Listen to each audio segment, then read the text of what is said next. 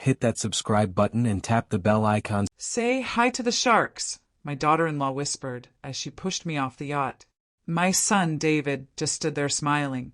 Their plan was to steal my $3 billion fortune. But when they returned home later that evening, I was sitting in my favorite armchair with a very special gift waiting for them. If you're watching this, subscribe and let me know where you're watching from. Let me back up and tell you how a perfectly reasonable Tuesday morning led to me plummeting into the Atlantic Ocean. I suppose I should have seen it coming, but at 67, I still believed that family meant something. That blood was thicker than seawater, if you will. The morning had started beautifully. David had called me personally, not through his assistant, which should have been my first red flag, inviting me for what he called a celebration cruise on his new yacht. "Mom, we want to toast your recovery from the surgery," he'd said, his voice warm with what I mistook for genuine affection. Just the three of us, like a real family. I'd been recovering from my hip replacement for 6 weeks. And honestly, I was desperate for any sign that my son and his wife Vanessa still wanted me in their lives, since my husband Robert died 2 years ago, leaving me with his tech empire fortune. Things had felt different between us, colder. So, I dressed carefully that morning in my navy blue dress, the one Robert always said brought out my eyes, and took a taxi to the marina. The yacht was magnificent, a gleaming white vessel. That probably cost more than most people's houses. David greeted me at the dock with an embrace that felt performative, while Vanessa watched from the deck, her smile sharp as broken glass. "Isn't she beautiful?" David asked, gesturing to the boat. 42 feet of pure luxury. "We're thinking of taking her to the Caribbean next month." What he didn't mention was that they'd bought it with the money I'd given them last year to invest in David's consulting firm. $3 million that I was beginning to suspect had never seen the inside of any business account. The first hour was pleasant enough. We sailed into calm waters, the Massachusetts coastline growing smaller behind us. Vanessa served mimosas and talked about their plans to renovate the house, my old house, which I'd signed over to them after Robert died because I thought downsizing to the condo would be simpler. But then David started asking questions, casual ones at first, about my will, about the trust arrangements, about whether I'd considered making changes to simplify things for them. "It's just that probate can be so complicated, Mom," he said, refilling my champagne glass with a little too much enthusiasm. "We want to make sure everything's taken care of." That's when I noticed Vanessa filming me with her phone. Not openly, but holding it at an angle while pretending to take selfies, getting me on camera while I was drinking, while I was talking about financial matters, building some kind of evidence. The pieces clicked together with horrible clarity. The surgery I'd had. They'd insisted on handling all my paperwork afterward. The power of attorney documents they'd brought to the hospital, claiming it was just temporary, just to help with bills while I recovered. The way my financial advisor had stopped returning my calls. "David," I said carefully, setting down my glass, "I'd like to go back to shore now." That's when his mask slipped completely. "I'm afraid that's not going to happen, Mom." His voice was different now, harder. "See, we need to have a conversation about your health, about your memory issues." "Memory issues?" I was sharper than both of them combined. "You've been showing signs of dementia," Vanessa added, stepping closer. "We have it documented. The doctors agree that you're no longer capable of managing your financial affairs." That's absurd. But even as I said it, I realized how carefully they'd orchestrated this. The boat was miles from shore. No other vessels in sight. Just the three of us, the ocean, and their plan to either convince me to sign over everything or... "Mom, we're trying to help you," David said. But his eyes were cold as winter. "We can do this the easy way or the hard way." I stood up slowly, my hips still aching, but my mind crystal clear. "And if I refuse?" That's when Vanessa smiled. Really smiled. For the first time all day. "Well, elderly woman, recent surgery, probably took too many. Pain medications, got disoriented on the boat." She shrugged. "Tragic accidents happen all the time." I'd raised this man from diapers, taught him to ride a bike, paid for his college education, his wedding, his house, and now he was standing there nodding along while his wife threatened my life. You're both insane if you think you'll get away with this. Actually, Mom, we've thought it through pretty carefully. David pulled out a folder of papers. Your signature here, transferring all assets to us, immediately for your own protection, and we all go home happy. I looked at the documents, at my son's expectant face, at Vanessa's phone, still recording. Then I looked at the ocean, vast and dangerous, and somehow less frightening than the two people who were supposed to love me. Go to hell, I said. That's when Vanessa moved behind me and whispered those words about sharks. The push wasn't violent. They were too smart for that. Just a sudden shove when I was off balance, looking out at the water. Over I went, navy dress and all into the cold Atlantic. As I hit the water, I heard David shouting, Mom! Oh God, Mom! But I also heard Vanessa's voice, lower, talking to someone on the phone. Yes, we'll need you to file the emergency petition first thing Monday morning. She's clearly not competent, too. Then the water closed over my head, and I had bigger problems than their betrayal. I'm a strong swimmer. Robert and I used to do laps together every morning. But the cold shocked my system, and my clothes were dragging me down. I kicked off my shoes and broke the surface, gasping, just in time to see the yacht speeding away. They were actually leaving me there to die. That's when I spotted the fishing boat. Captain Jake Morrison was exactly the kind of man who'd jump into shark-infested waters to save a drowning grandmother. 60-some, weathered from decades on the ocean, and possessed of the kind of moral compass that seemed to be missing from my own family tree. Holy hell, lady, what happened to you? He asked as he and his teenage grandson hauled me aboard their fishing vessel. I was shivering uncontrollably, my teeth chattering so hard I could barely speak. Jake wrapped me in a blanket that smelled of salt and motor oil while his grandson Tyler started the engine. My family, I managed between chattering teeth. The yacht, we saw them take off like a bat out of hell, Jake said grimly. Didn't look back once. What kind of people leave someone floating in the middle of the ocean?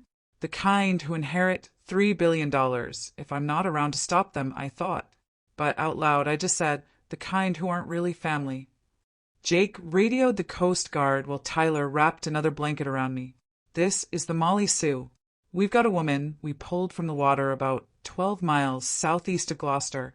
She's conscious, responsive, but needs medical attention. Wait, I said, grabbing Jake's arm. Please don't let them know you found me. Not yet. Jake studied my face with the sharp eyes of someone who'd seen enough of life to recognize when someone was running for more than just cold water. You in some kind of trouble? Yes, but not the kind you're thinking. I took a shaky breath. I need to get to shore without anyone knowing I survived. Can you help me?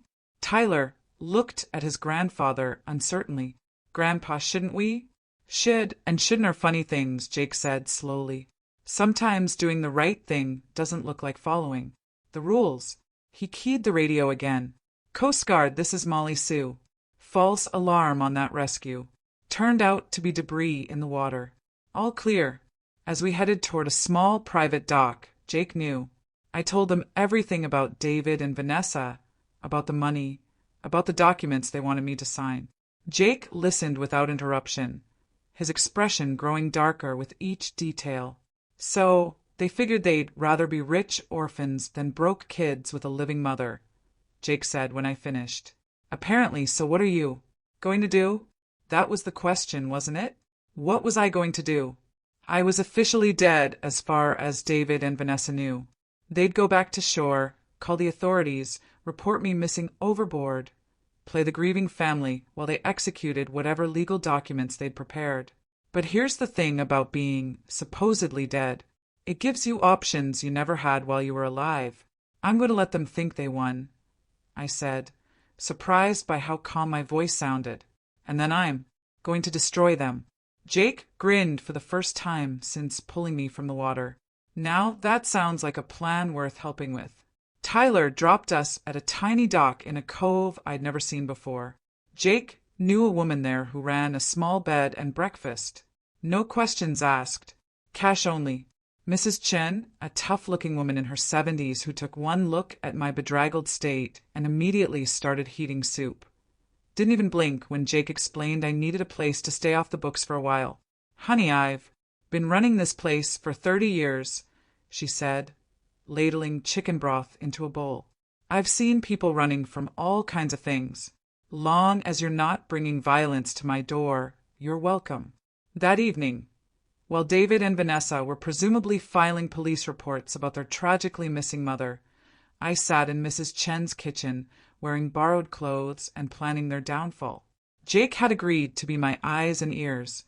His boat was legitimately used for fishing charters, which meant he was often around the marina where David kept the yacht. He could monitor their movements, listen to their conversations, maybe even do some investigating of his own. Here's what I don't understand, I said, sipping my third cup of coffee. How are they planning to make this legal? Even if I died accidentally, there are procedures, investigations. That's what's been bothering me, too, Jake agreed. They had to have more than just forge someone on the inside. That night, I made a list of everyone who'd had access to my financial information since Robert died. My lawyer, my accountant, my financial advisor, the bank managers, the trust officers. Someone had been feeding David and Vanessa information, helping them plan this, and I was going to find out who. But first, I needed to know exactly what story they were telling about my disappearance. Mrs. Chen had an old computer with internet access, and I spent hours reading news reports about the tragic boating accident that claimed the life of prominent businessman Robert Harrison's widow. The articles painted a picture of a grieving family dealing with an elderly woman's declining mental state. David was quoted extensively talking about my confusion and memory issues in recent months. Vanessa had apparently sobbed to reporters about how worried they'd been about my safety. They'd even included a photo. Me at David's birthday party last year, looking slightly bewildered as I held a drink. I remembered that moment. I'd been confused because no one had told me it was a surprise party, and I'd arrived at what I thought was a quiet family dinner to find 20 strangers in my former home. But in the photo, I just looked lost and elderly, exactly the image they wanted to project. The obituary was already online. Margaret Harrison, beloved mother and grandmother, passed away in a tragic boating accident while enjoying an outing with her devoted family. In live flowers, the family requests donations to the Alzheimer's Association. Even in death, they were spinning the narrative of my supposed mental decline. Bastards, I muttered, closing the laptop. Mrs. Chun looked up from her knitting, planning something special for them. Oh, yes, I said. Something very special indeed. The funeral was surprisingly well attended for someone who was supposedly dying of dementia. I watched from across the cemetery through binoculars Jake had borrowed from his fishing gear, hidden behind a maintenance shed that gave me a perfect view of the proceedings. David had spared no expense. Premium casket, empty of course, elaborate flower arrangements, a professional program with my photo on the front. He and Vanessa stood at the graveside in perfectly coordinated black, accepting condolences from friends, business associates, and people I'd barely recognized. What struck me most was how genuinely sad some of the mourners looked. My neighbor Eleanor was crying openly. My book club friends had come. Even Dr. Peterson, who'd handled my hip surgery, was there looking somber. These people genuinely cared about me, and David and Vanessa were accepting their sympathy while knowing full well I was alive. See anything interesting? Jake whispered, crouching beside me. Besides my son giving an Oscar-worthy performance. Look at who's not there. Jake adjusted his own binoculars. Like who? My financial advisor, Richard Barnes. My lawyer, Patricia Walsh. My accountant, Michael Torres. I lowered the binoculars, pieces clicking into place. The people who would normally be at the funeral of a client worth $3 billion are nowhere to be seen. Maybe they're busy with the estate stuff. Maybe. Or maybe they can't look people in the eye while they're part of this scheme. After the service, I watched David and Vanessa work the crowd like politicians, shaking hands. accepting hugs, playing their roles perfectly. But I also noticed how quickly they ushered people away when anyone started asking detailed questions about my final days. That afternoon, Jake drove me back to Mrs. Chen's in his pickup truck, taking a roundabout route to avoid any chance encounters. I'd been officially dead for 4 days now, and I was starting to understand the unique advantages of my situation. "I need to get into my old house," I told him as we pulled into Mrs. Chen's driveway. "That seems dangerous. They're probably staying there now, right?" "Not according to the property records. I looked up this morning. They kept their own place. My house has been sitting empty since I moved to the condo last year." I pulled out a piece of paper where I'd been making notes. "But here's the interesting part. Someone's been paying the utilities, the electricity, water, heating. Someone's maintaining it. Why would they do that if no one's living there?" "Good question. I think it's time I found out." That night, Jake dropped me off 3 blocks from my former home in Beacon Hill, the house where I'd lived with Robert for 35 years, raised David, hosted countless dinner parties and holiday celebrations, the house I'd signed over to my son because I thought family meant something. It was after midnight, and the street was quiet except for the occasional car passing. I still had my key.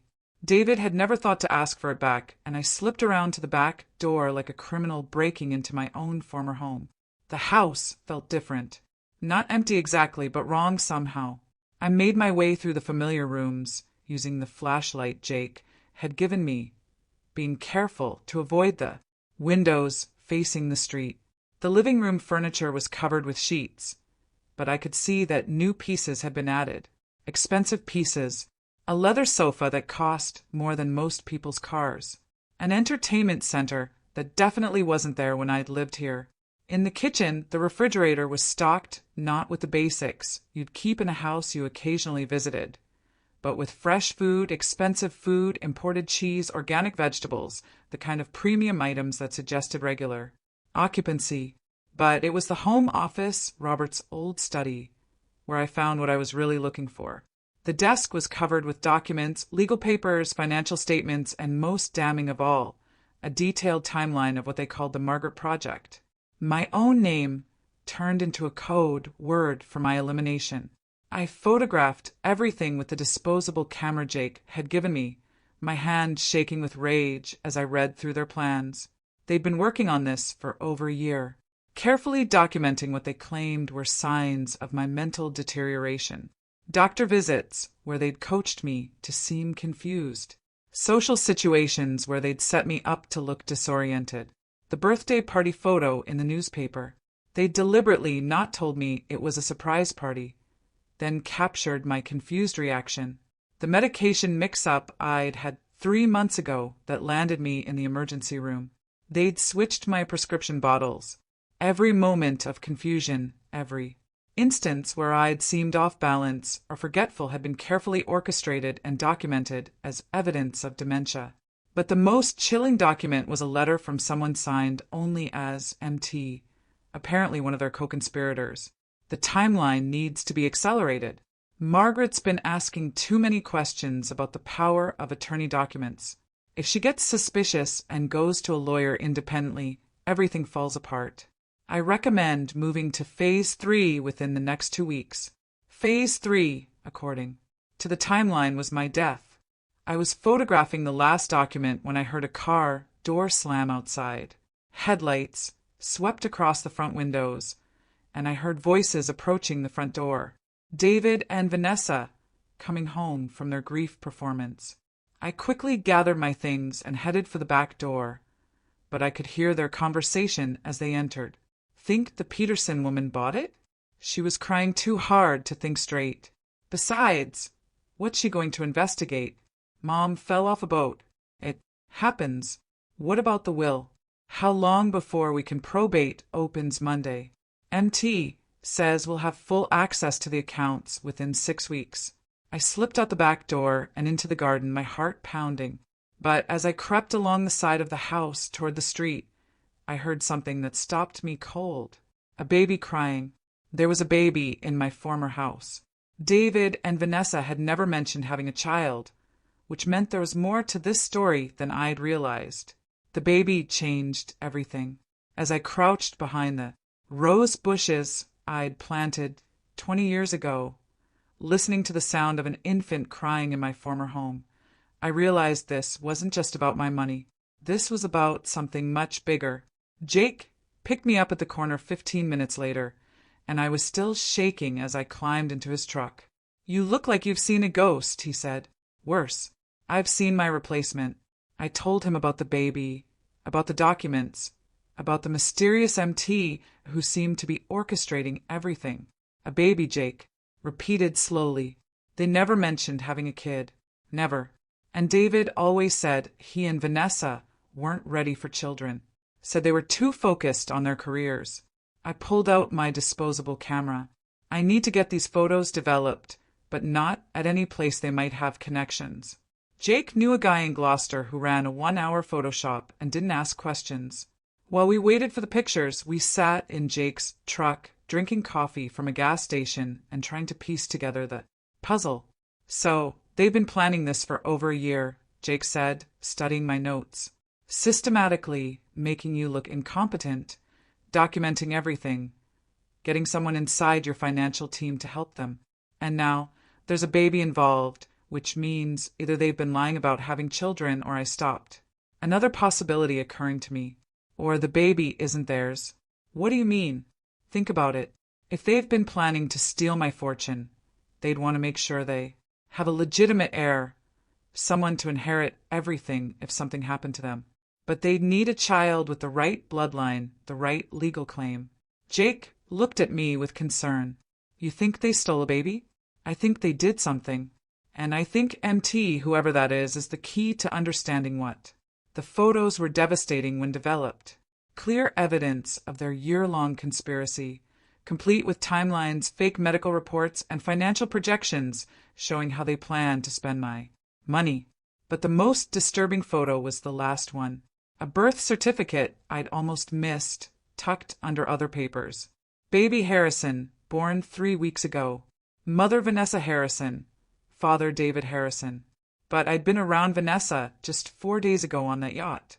She definitely wasn't recovering from childbirth. "This birth certificate is fake," I told Jake, completely fabricated. "So whose baby is it?" That night I couldn't sleep. I lay in Mrs. Chen's guest room, staring at the ceiling and thinking about everything I'd learned. My son and daughter-in-law had spent over a year systematically destroying my reputation, planning my murder, and forging documents to steal my fortune. And now they had a baby whose existence they were hiding from the world. The next morning, I made a decision that surprised even me. "I'm going back," I told Jake over breakfast. "But not to the house. I'm going to follow them. That's dangerous as hell. Margaret, if they see you, they won't. Because as far as they know, I'm fish food." I spread out a local map on Mrs. Chen's kitchen table. "Look, they have to take the baby somewhere during the day. Daycare, babysitter, something. Babies don't just disappear for 8 hours while their parents play grieving family." Jake studied the map doubtfully. "And what are you hoping to find?" "The truth about that baby, and hopefully the identity of MT." Mrs. Chen, who'd been quietly listening while washing dishes, finally spoke up. "There's a private investigator in town who owes me a favor. Professional, discreet, and very good at following people without being seen." "I can't involve anyone else in this," I protested. "Honey," Mrs. Chen said, drying her hands on a dish towel, "you're way past being able to handle this alone. These people tried to kill you. They're not going to hesitate to try again if they figure out you're alive." She was right, of course, but hiring a private investigator would require admitting to more people that I wasn't actually dead. It meant expanding the circle of people who knew my secret. "What kind of favor does this investigator owe you?" Mrs. Chen smiled mysteriously. "The kind where my grandson didn't go to jail for something stupid he did when he was 22. PI named Danny Crawford, former cop, very reliable and excellent at making problems disappear." By noon, I was sitting in Danny Crawford's small office above a sandwich shop in downtown Gloucester, telling my story for the 3rd time in a week. Danny was about 50, with prematurely gray hair and the kind of alert eyes that missed nothing. "So, you want me to follow your son and daughter-in-law, find out about this mysterious baby, and identify their co-conspirator?" He summarized after I finished. "That's right. And you're paying me with what? Because according to the newspapers, all your assets are frozen pending probate." I pulled out an envelope I'd prepared earlier. Cash. I had some emergency money hidden in a safety deposit box that David doesn't know about. Robert always insisted we keep liquid funds available for emergencies. Danny flipped through the bills, enough to cover 2 weeks of surveillance, and nodded. "I'll need photos of the targets and any addresses where they might be staying." I gave him everything I had, including the photos from my break-in at the house. Danny studied them carefully, paying particular attention to the documents with the mysterious MT signature. "This handwriting looks familiar," he said, pulling out a magnifying glass. "Professional, but with some distinctive characteristics. Mind if I run this through some databases? Do whatever you need to do. One more thing," Danny said as I prepared to leave. "If these people are as dangerous as you say, we need a safety protocol. You check in with me every 12 hours. If I don't hear from you, I take everything to the police." I agreed, though I hoped it wouldn't come to that. The less official involvement, the better. At least until I understood exactly what David and Vanessa had done. That afternoon, I went back to Mrs. Chen and waited and planned, because now I had help. Real help, professional help, and in less than 24 hours, I was going to know exactly who had tried to kill me and why. Danny Crawford was worth every penny I'd paid him. By the end of the second day, he had more information about David and Vanessa's activities than I'd learned in months of living with them. "Your son's been very busy since you allegedly died," Danny said, spreading photographs across Mrs. Chen's kitchen table. "Multiple meetings with lawyers, 2 visits to the bank, and 3 separate trips to a private medical facility outside Boston.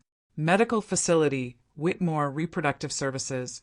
Very exclusive, very expensive, and very discreet." Danny pointed to a photo of David and Vanessa entering a modern glass building. "They specialize in surrogacy arrangements for wealthy clients who want to maintain privacy."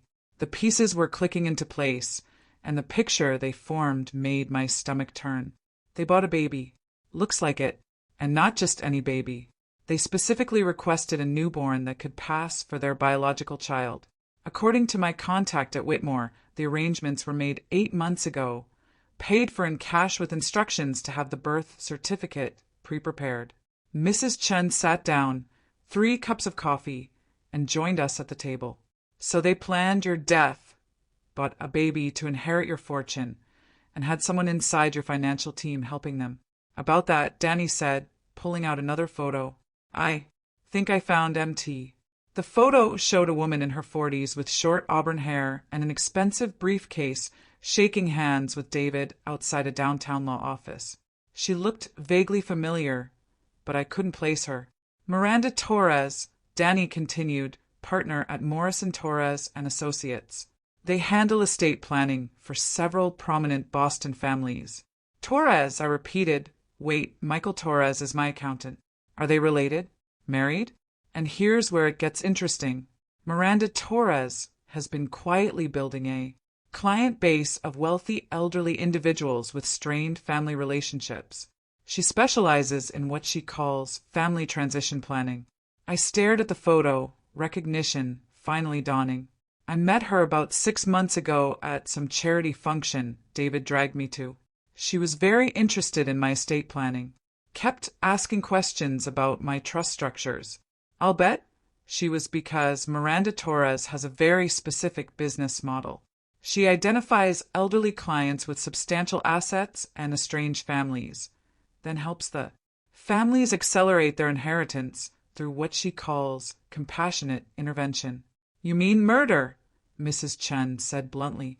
"I mean, she creates legal frameworks that allow families to take control of assets, while the elderly person is still alive using claims of incompetence, dementia, or diminished capacity.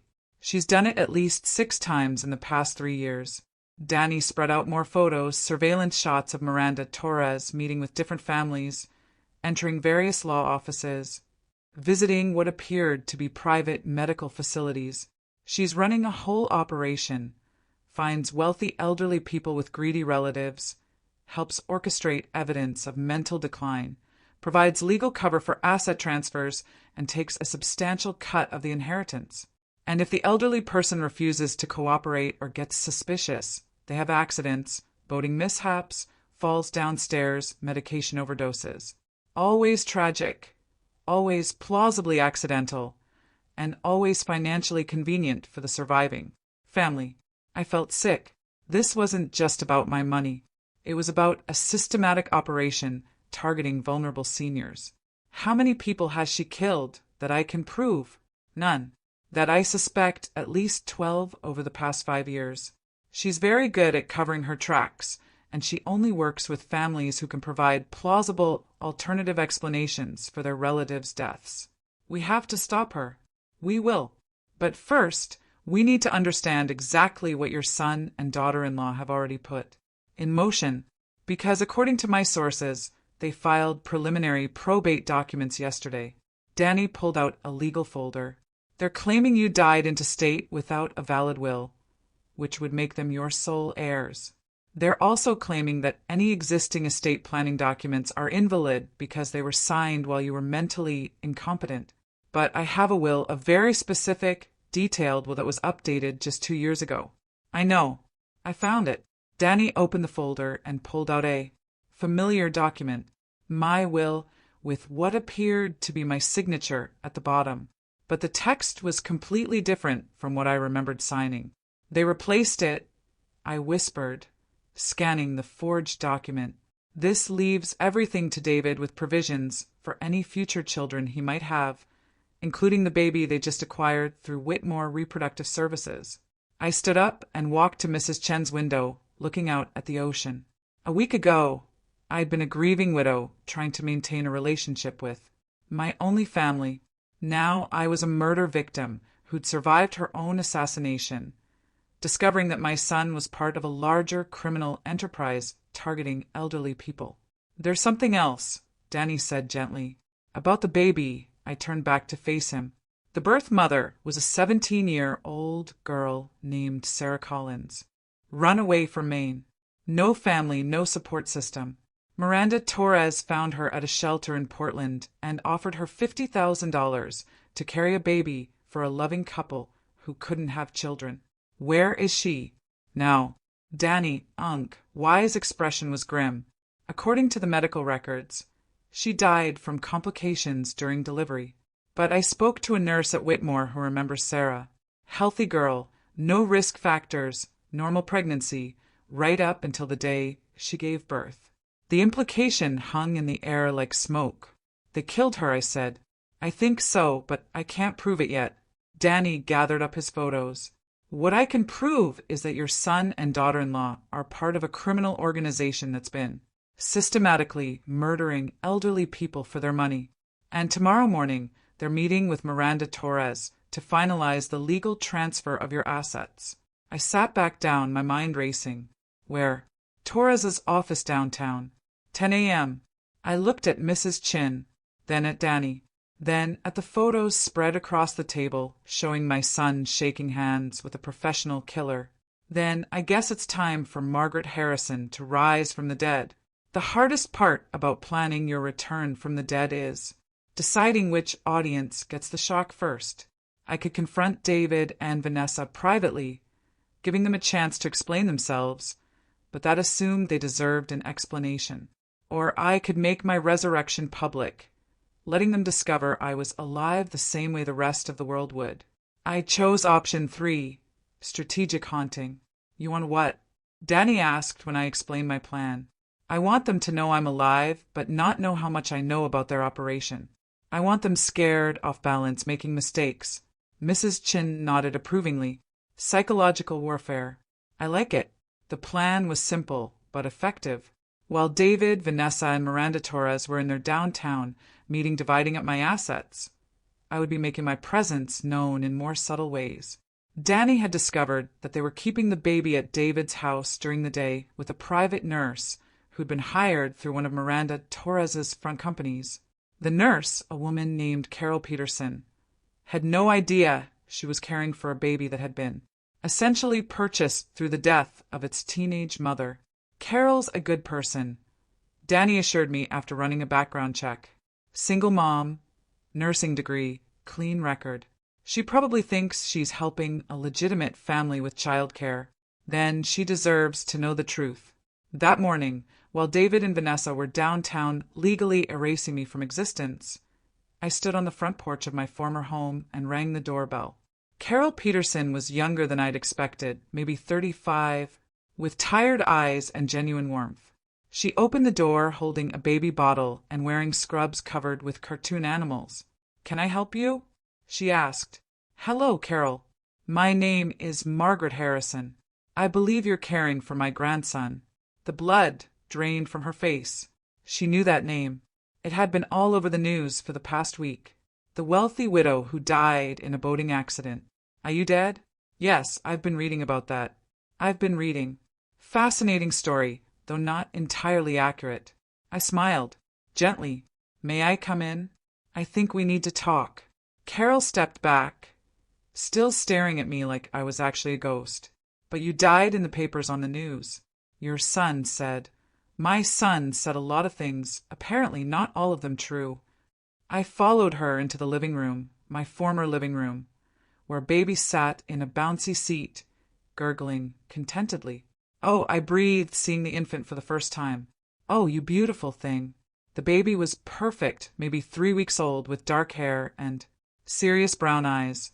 He was wearing an expensive outfit, and the room around him was filled with high-end baby equipment that must have cost thousands of dollars. "What's his name?" I asked, settling into a chair beside the bouncy seat. "Baby Harrison," Carol said automatically, then caught herself. "I mean, they said his name was going to be Robert Jr. after his grandfather, but they haven't decided for sure." "They haven't decided because they don't know him well enough to name him," I said, softly. "Because he's not really their baby, is he?" Carol sat down heavily on the sofa. "I don't understand what's happening. You're supposed to be dead. And David and Vanessa, they're supposed to be grieving parents who needed help with their newborn while they dealt with family matters. Carol, I need you to listen very carefully. This baby is not David and Vanessa's biological child.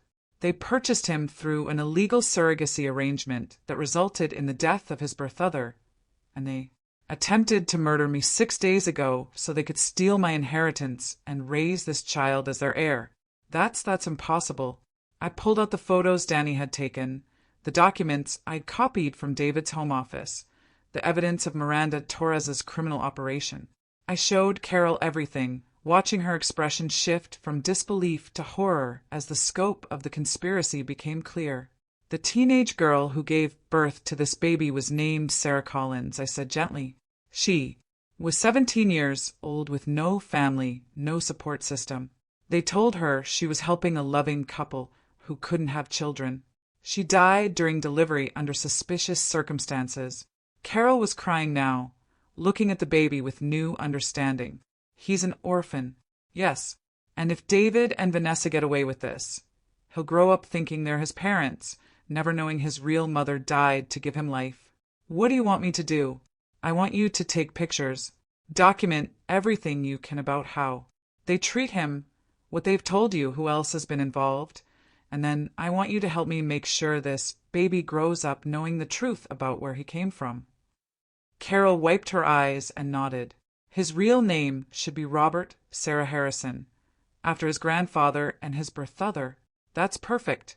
I spent an hour with Carol and baby Robert Sarah, taking photos, documenting the setup in my former home, and explaining what would happen next. Carol agreed to continue caring for the baby while secretly gathering evidence and keeping me informed about David and Vanessa's activities. "They'll be back around noon," she told me as I prepared to leave. "They always come home for lunch to check on him, make phone calls, handle business." "Perfect. By then, they'll have received my first message." While I'd been talking to Carol, Danny had been busy downtown. He'd parked across from Miranda Torres's office building with a telephoto lens, taking pictures of David and Vanessa. Entering the building, meeting with Torres, shaking hands over what they thought was my legal death certificate. But the real gift was what Jake had delivered to their lawyer's office while they were in the meeting. I'd written a simple note on elegant stationery. Dear David and Vanessa, reports of my death have been greatly exaggerated. We need to talk. Love, Mom. P.S. Give my regards to little Robert Sarah. He's beautiful. The note was delivered by messenger at exactly 11:47 a.m. while they were still in Torres's office finalizing the probate paperwork. According to Danny, who watched from across the street, all three of them came running out of the building within minutes of receiving the note, their faces white with panic. The psychological warfare had begun, and that afternoon, when they returned to my former house, expecting to find their comfortable conspiracy intact, they were going to discover that their supposedly dead victim had been very busy indeed. Because I wasn't just alive, I was angry. I was armed with evidence, and I was ready for war. I was sitting in my favorite armchair, the one Robert had bought me for our 20th anniversary when David and Vanessa came home from their meeting with Miranda Torres. I'd positioned myself so I'd be the first thing they saw when they walked through the front door of what used to be my house. The look on their faces was worth 6 days in the Atlantic Ocean. "Hello, darlings," I said pleasantly, not getting up. "How was your meeting? I hope you didn't sign anything important while I was away." Vanessa screamed. Actually, screamed like she'd seen her worst nightmare come to life, which I suppose she had. David just stood there with his mouth open, still holding his keys, staring at me like I might disappear if he blinked hard enough.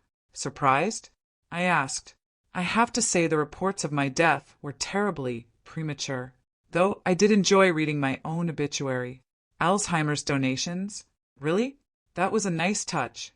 Carol appeared from the kitchen carrying baby Robert Sarah. She'd been waiting in the back of the house as we'd planned, ready to witness whatever happened next. "Mrs. Harrison asked me to bring the baby out," Carol said nervously. She wanted to meet her grandson properly. Her grandson. Vanessa found her voice, though it came out as a croak. "Carol, this woman she's dead," I supplied helpfully. "Yes, we covered that. Turns out drowning is harder than it looks, especially when there are good people around to pull you out of the water." David finally managed to speak. "Mom, we thought the Coast Guard searched." "The Coast Guard searched for debris, not survivors.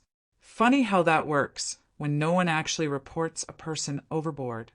I accepted the baby from Carol, settling him comfortably in my arms. "Hello, little Robert Sarah. I'm your real grandmother, not the kind who tries to buy you with blood money." "His name isn't Robert Sarah," Vanessa snapped, some of her composure returning.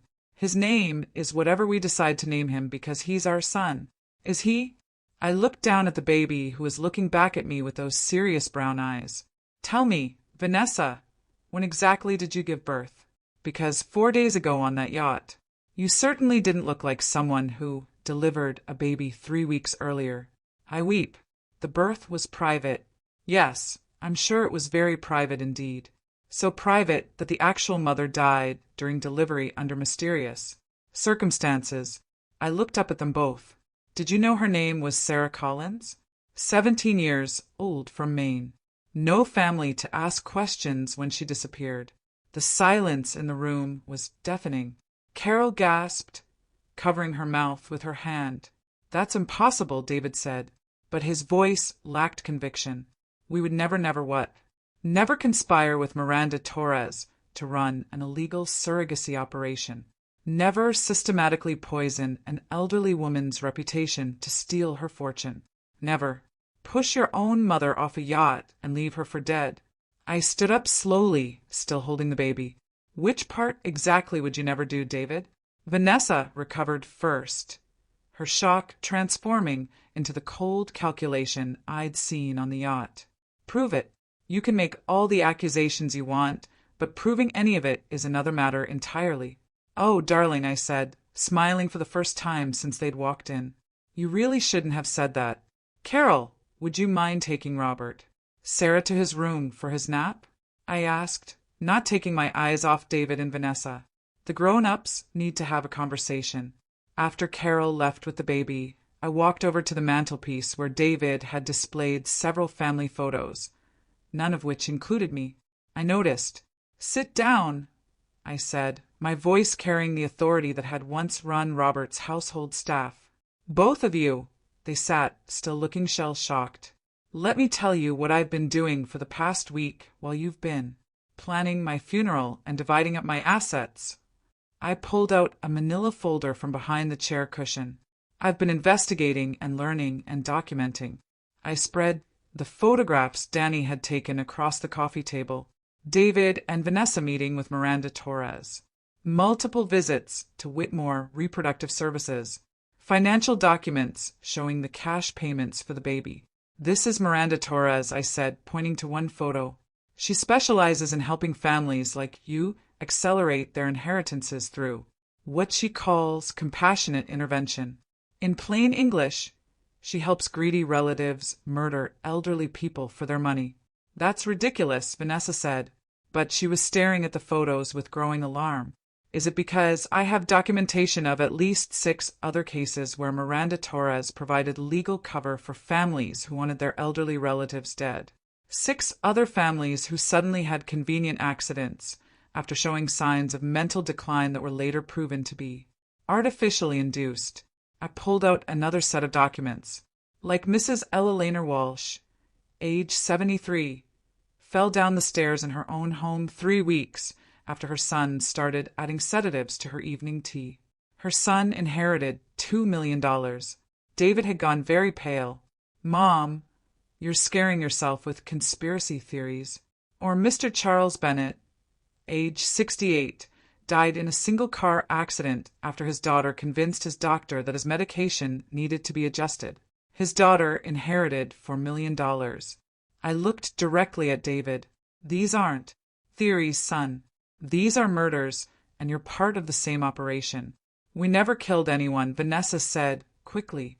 "Even if what you're saying about this Torres woman is true, we never actually hurt anyone." "Really? What about Sarah Collins?" Silence. "What about the 17-year-old girl whose baby you bought? The girl who died during delivery under suspicious circumstances? The girl whose death gave you the heir you needed to justify inheriting my fortune?" "That wasn't we didn't know." David started, then stopped. "Didn't know what that Miranda Torres was running a black market baby operation using vulnerable teenage girls. Didn't know that those girls had a habit of dying during delivery. Didn't know that you were accessories to murder."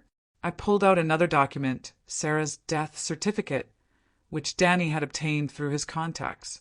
Sarah Collins died from what the medical examiner called unexpected cardiac arrest during delivery. But according to the nurse who was present, Sarah was healthy, young, and showing no signs of distress right up until the moment she stopped breathing. Carol had returned and was standing in the doorway listening to everything. The same nurse, I continued, who told my investigator that Miranda Torres was present during the delivery and that she personally administered what she claimed was a routine medication just minutes before Sarah went into cardiac arrest. "Your investigator?" David asked weakly. "Oh, yes. Did you think I was handling this alone? I have a private investigator, surveillance photos, financial records, medical documents, and testimony from multiple sources." I smiled coldly. "I also have something else you might find interesting." I walked over to what used to be Robert's desk and opened the top drawer, pulling out a small digital recorder. "I've been recording this entire conversation. Every word you've said, every admission you've made, every piece of evidence you've confirmed." I held up the recorder.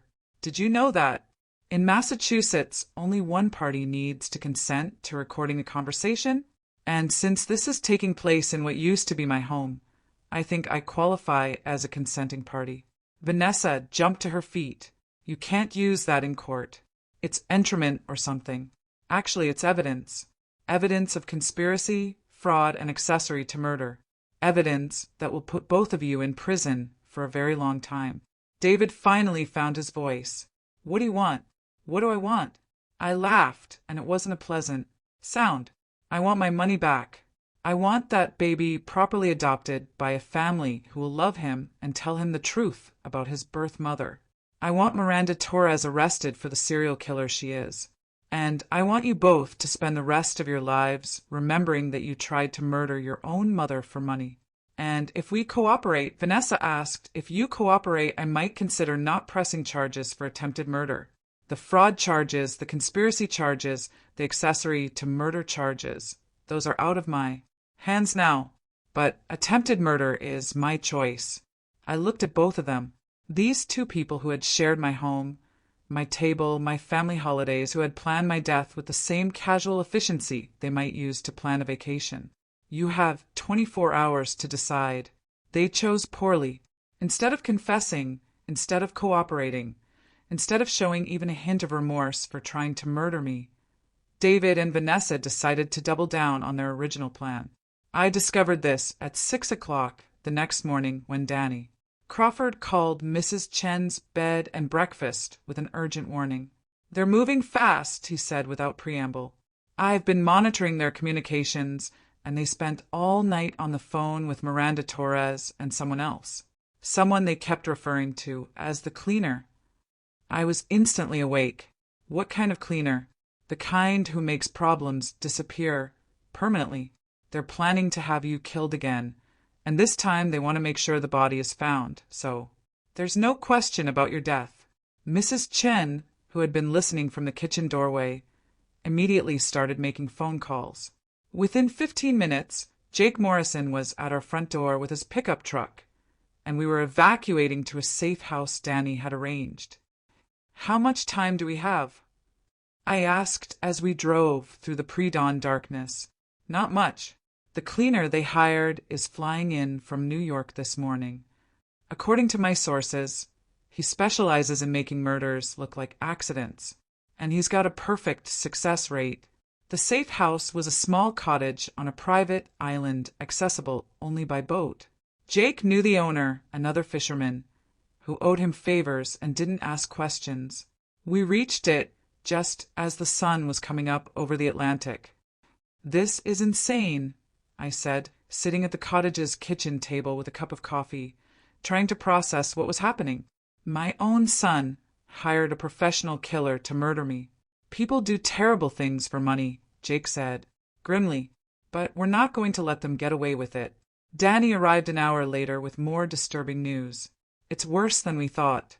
Miranda Torres isn't just running a murder for inheritance scheme. She's part of a larger network. They've been targeting wealthy elderly people across New England for years. He spread out photographs and documents across the table. I've identified at least 20 suspicious deaths over the past 5 years. All wealthy seniors, all with greedy relatives, all ruled accidental or natural despite circumstances that should have triggered investigations. How are they getting away with it? They've got people inside the system. Medical examiners, police detectives, probate judges. It's not just a family business. It's organized crime with a very specific target demographic. Mrs. Chen, who had insisted on coming with us despite the danger, was studying the photographs with a keen eye. This woman here, she said, pointing to a surveillance photo. I've seen her. Before. Where? At the hospital where I volunteer. She was there about 6 months ago asking questions about elderly patients who didn't have family visitors. Said she was from some kind of social services agency. Danny and I exchanged looks. She was scouting for targets. And now they're coming after you because you're the first person who survived their operation and can testify about what they do. Jake said, then we need to make sure my testimony is heard before they have a chance to silence me. I spent the rest of that morning writing everything down. Every detail of David and Vanessa's betrayal. Every piece of evidence we gathered about Miranda Torres's operation. Every name and date and transaction I could remember. If something happened to me, at least the truth would survive. But around noon, Dan Unk's phone rang with news that changed everything. They found the cleaner, he said after ending the call. Dead in his hotel room. Single gunshot to the head. Professional. Execution. What does that mean? It means Miranda Torres is cleaning house. Anyone who can connect her to the murder network is being eliminated, including potentially your son and daughter-in-law. The thought of David being murdered should have terrified me. Instead, I felt a cold satisfaction that surprised me with its intensity. Good, said. Let them find out what it feels like to be betrayed by someone they trusted. But Jake was shaking his head. You don't understand, Margaret. If Torres is eliminating witnesses, that includes you, but it also includes that baby. An orphaned infant with no legal guardians is a loose end she can't afford. My blood ran cold. Robert Serra. She'll have him killed, too. Make it look like a tragic accident. Carbon monoxide leak, house fire, something that eliminates the evidence along with the witness. I stood up so fast I knocked over my coffee cup. We have to get him. It's too dangerous. They'll be watching your old house, waiting for you to show up. Then I guess I'll have to give them what they're waiting for. The plan was simple, which made it terrifying. I would surrender myself to David and Vanessa, let them think they'd won, and trust that Danny and Jake would be in position to rescue both me and baby Robert Serra when Miranda Torres showed up to clean house. This is the stupidest plan I've ever heard, Mrs. Chen said as we prepared to return to the mainland. It's the only way to save that baby, I replied, checking the hidden recording devices Danny had given me and to get enough evidence to bring down Torres's entire operation. Danny had been monitoring communications all morning. Miranda Torres was driving up from New York, planning to arrive at my former house by evening. David and Vanessa had been told to have me there alive, so Torres could question me about what I knew before arranging my final accident. They think I'm going to trade my life for the babies, I told Jake as his boat approached the dock in Gloucester. They have no idea I've been planning this for days. The recording devices were hidden throughout my former house, planted by Carol Peterson, while David and Vanessa were out making their arrangements with Torres. Carol had also positioned cameras in strategic locations and would be hiding in the basement with baby Robert Serra, ready to escape through the old servants' entrance if things went wrong. You sure about this? Jake asked as we reached the dock. I'm sure that if I don't do this, an innocent baby will die because of my son's greed. That's not something I can live with. I walked up to my former front door at exactly 6 o'clock. As arranged, David answered, looking haggard and frightened. Mom, he said, and for just a moment I heard my little boy in his voice, the child I'd raised, loved, sacrificed for. Hello, David. I'm here as promised. Vanessa was pacing in the living room, her usual composure completely shattered. She'll be here soon, she said without looking at me. Miranda Torres. She wants to talk to you. I'm sure she does. Mom, David started, then stopped. I never wanted it to go this far. But you let it, I said simply.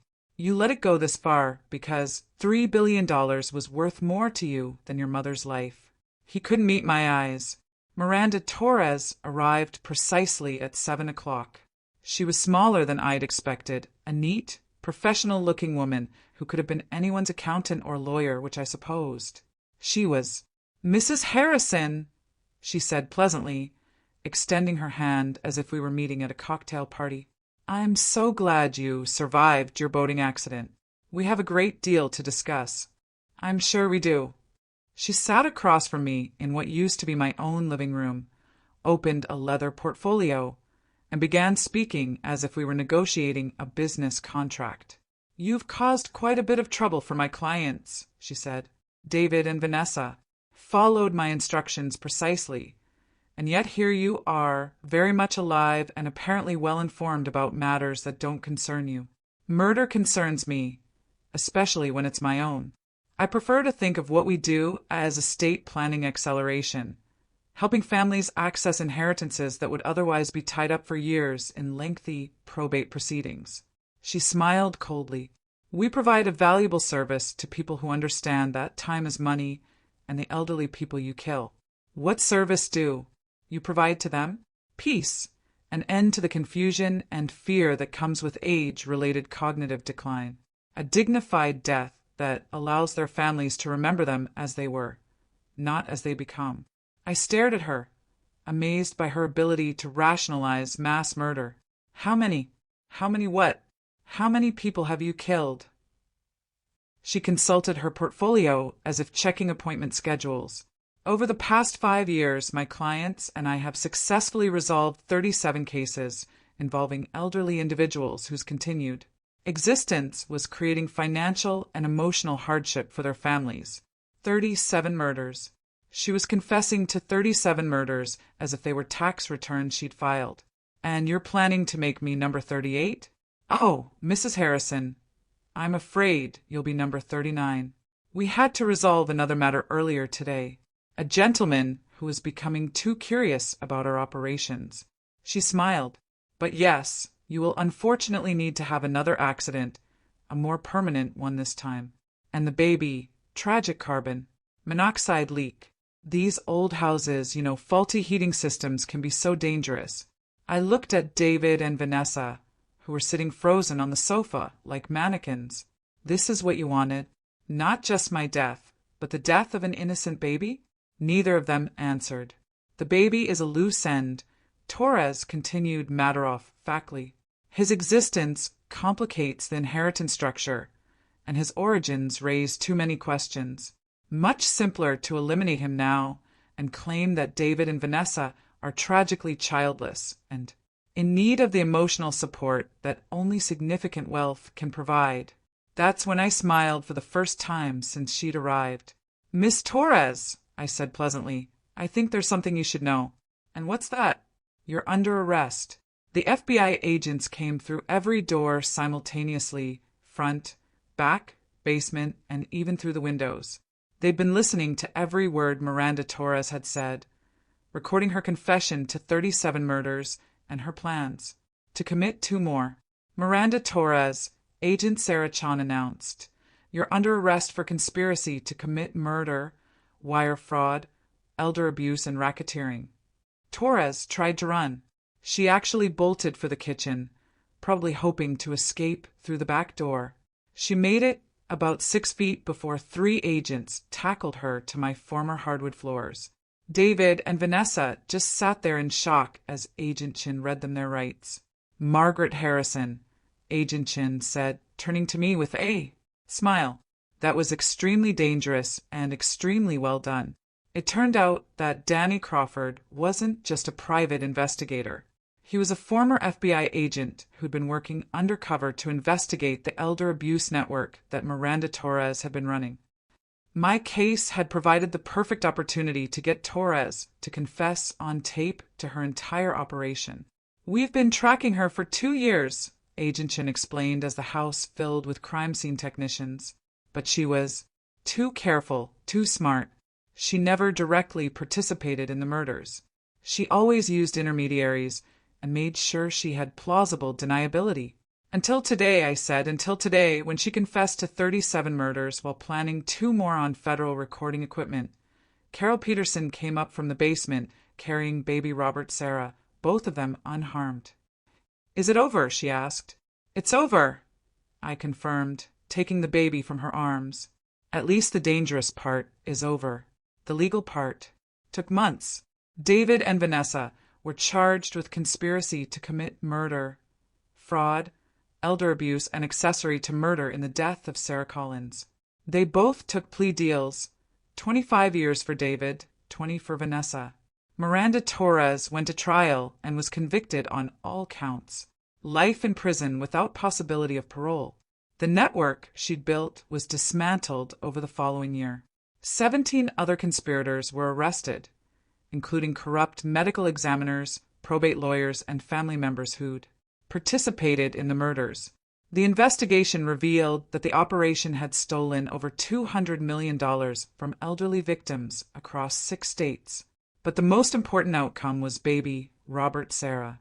I legally adopted him with the full support of the court system and Sarah Collins's extended family, who were found living in Canada. They were grateful that someone was willing to raise Sarah's son and tell him the truth about his brave young mother, who had tried to give him a better life. His real name is Robert Sarah Harrison. I explained to the family court judge. Robert for his grandfather, Sarah for his birth other, and Harrison because that's the family that will love him and raise him with the truth about where he came from. The judge, a woman in her 60s who'd been following the case closely, smiled. I think Sarah Collins would be proud of how her story ended.